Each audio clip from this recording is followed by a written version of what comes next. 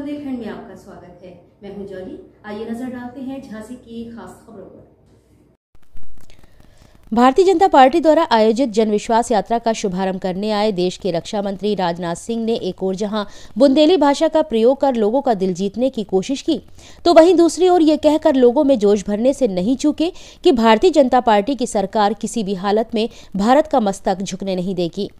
राजकीय polytechnic college में आयोजित जनसभा को संबोधित करते हुए राजनाथ सिंह ने पुण्यतिथि पर महाराजा छत्रसाल, अशफाकुल्ला खां, राम प्रसाद बिस्मिल, ठाकुर रोशन सिंह आदि को याद करते हुए महारानी लक्ष्मीबाई को नमन किया।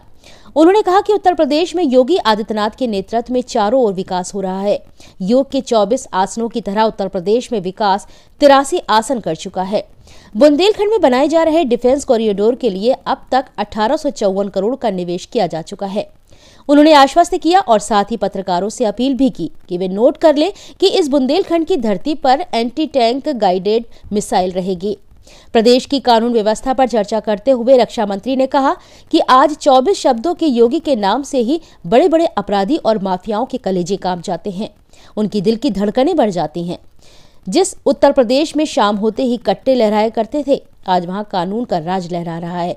रक्षा मंत्री ने कहा कि भारत का यह चरित्र रहा है कि वह कभी किसी भी देश पर ना तो आक्रमण करता है और ना ही किसी देश की जमीन पर कब्जा करता है, लेकिन यदि कोई देश भारत की ओर आंख उठाकर देखता है तो उसे भारत ना तो कभी छोड़ता है और ना ही कभी छोड़ेगा। आतंकवाद और पाकिस्तान का जिक्र करते हुए देश के रक्षा मंत्री ने कहा कि पाकिस्तान ने पुलवामा में जो नापाक हरकत की थी उसका मुंहतोड़ जवाब हमने दिया है।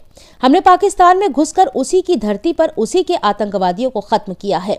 सर्जिकल स्ट्राइक के अलावा हमने दूसरी बार एयर स्ट्राइक भी की है। हमने ये साबित कर दिया कि जो भारत की ओर नजर उठाकर देखेगा उसे हम किसी भी हालत में नहीं छोड़ेंगे। चीन का नाम लिए बिना उन्होंने कहा कि एक और पड़ोसी देश है जो भारत की ओर आंख उठाकर देख रहा है, लेकिन देश के रक्षा मंत्री होने के नाते हम आश्वस्त करते हैं कि किसी भी हालत में देश का मस्तक झुकने नहीं देंगे।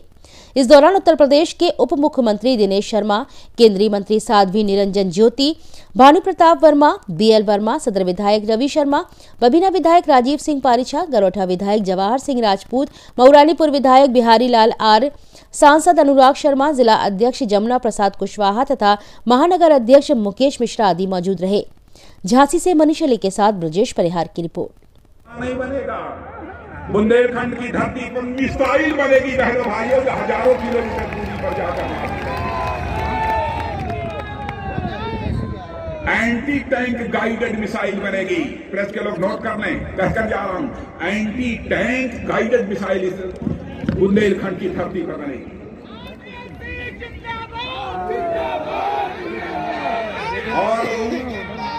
और इस कॉरिडोर में 1854 करोड़ रुपया का अब तक निवेश हो चुका है।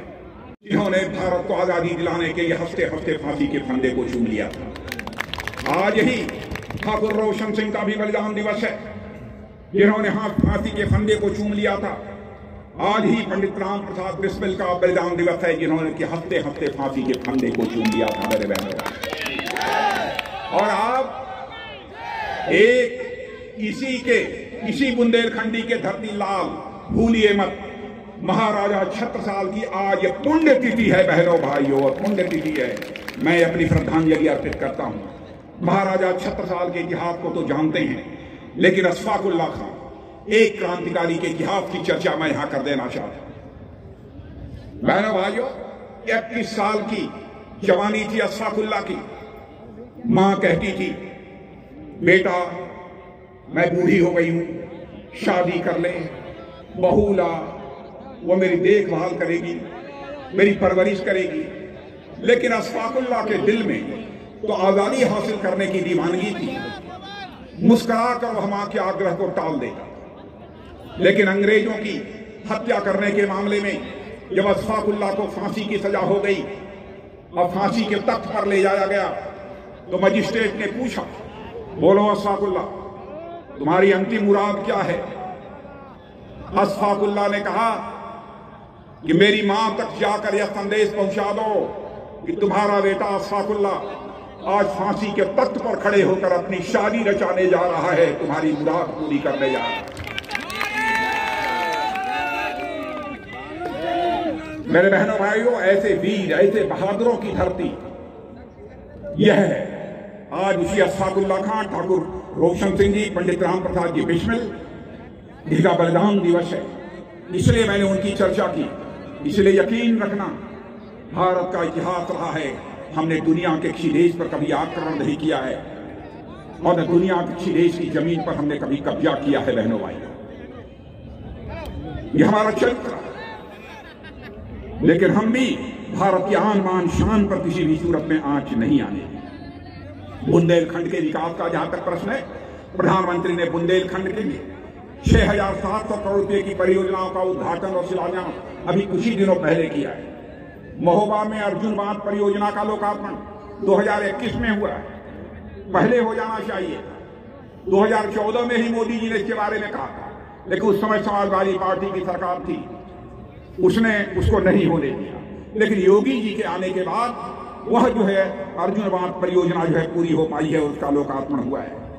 बुंदेलखंड को प्यासा रख के बहनों भाइयों, मैं आपसे पूछता हूं, बुंदेलखंड को किस पार्टी ने प्यासा रखा है? किस पार्टी? पीछे के लोग आप बोलो, किसने?